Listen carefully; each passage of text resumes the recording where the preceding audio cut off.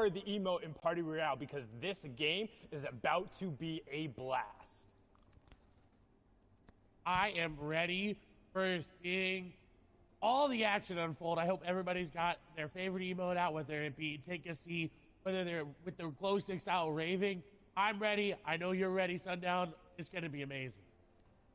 Enough from us. Let's take us into game number one. The analyst desk set it up so well. Shout outs to Zeke, Bala, and Showager. But now we're into match number one. This is it. 6 games to decide who will walk away with that Axe of Champions. Who will be the top player in arguably the most competitive region in Fortnite. It does have the most participants, and there's $800,000 up for grabs here. And here's the initial drop spot.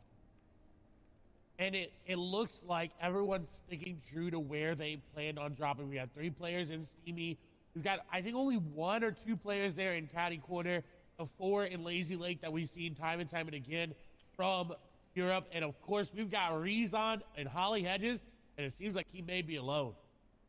And one of the best comments I think I saw coming out is, wow, everyone is really scared of Rezon. And if you look at some of those early game drop spots, both in heats and I'm assuming now in the grand finals, everyone stays really far away from him. And you can see that in the bottom right-hand corner on the map. Not a single triangle remotely close to him representing another player.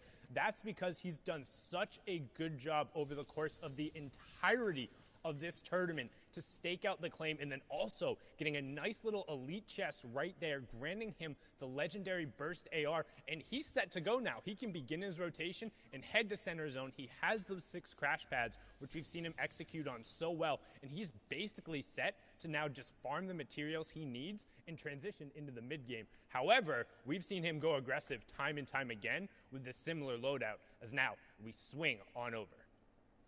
And you saw how careful he was being. He wasn't taking a chance looting that chest. He didn't want anything to go wrong in game number 1, because that sets the pace of your games going forward. Whether you get out to a head start or whether you get to climb your way back from an unfortunate off-spawn elimination. However, Hen, on the other side of it, does have players nearby. Loadout not as great as what we just saw on Rezon, but someone that also did very well in the qualifiers. Came out, and I believe, we got a 2nd place there in one of the days. He's got that Cyber Rival territory, and he's looking. He's peppered up. He's looking for an elimination. I think he's going to be able to catch this play off guard. Snipe going to come through. He's going to wait, and he does. Ardent's going to go down. Elimination comes over for him. Brilliantly done there by Hen to set up that ambush on the side. We've talked about it time and time again, how you need to be careful, but in the early game in particular, it's so hard to really know where your opponents are, keeping track of them. If somebody does get that first shot down and you're not able to react, it can be game ending. And going first shot down and you're not able to react, it can be game ending. And going out there in 96 is so hard, a 0-point game, and now you have to sit back and watch everyone else have fun while you're sitting there waiting for the next game. As now we hop on board, and Candy, who's going to be in the exact same situation as Milan, turns that one around. And someone who's really been playing a lot better as of late, Clay. He has indeed, and I believe we have 2 Milans here in this grand final. So we got a Loft Milan and Normal Milan, but both of them have been playing very, very well and have consistently been making it into that top 25. It seems like almost every single qualifier. So it's really good to see consistency being rewarded, especially with the way the format is. The format rewards those high-placing, high-consistent games. So if you're able to get to top 15, top 25, top 10 every single game, you're going to start to make your way to the top of the leaderboard. And that's what the goal is for the end. We talked about so much yesterday how it's, hey, top 25 is all that matters. Well, here, everyone wants to be number 1. You have to walk away with that top spot. It's a solos competition if you want the grand prize in the Axe of Champions and all the clout.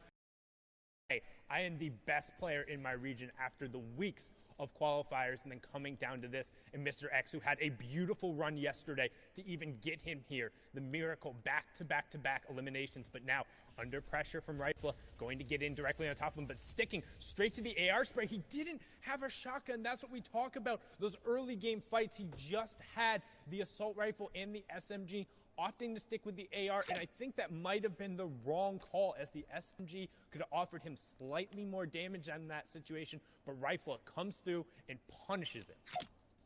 And it was such a close call. That Siphon was just the difference maker once that elimination came through.